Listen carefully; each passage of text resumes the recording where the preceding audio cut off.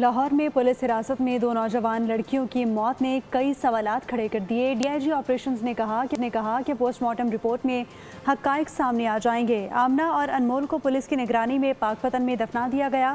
والدین نے کہا کہ بچیوں پر تشدد کیا گیا، وزیر اعلیٰ پنجاب انہیں انصاف دلائیں۔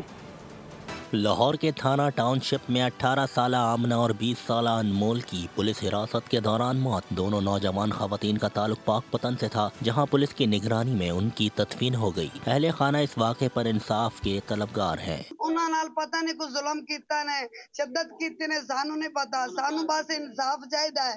انہاں دے کول نہیں آنے بچے پولیس دے نال رہیاں نے، کوئی لیڈیز انہاں کول نہیں سی۔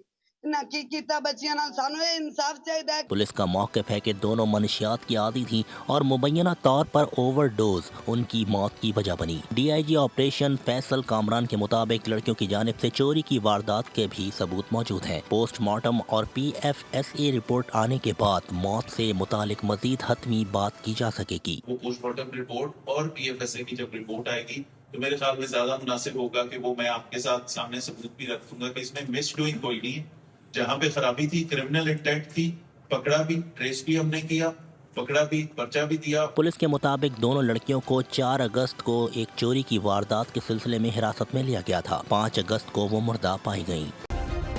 سبسکرائب کریں اور بیل دبائیں تاکہ کوئی خبر رہ نہ جائے۔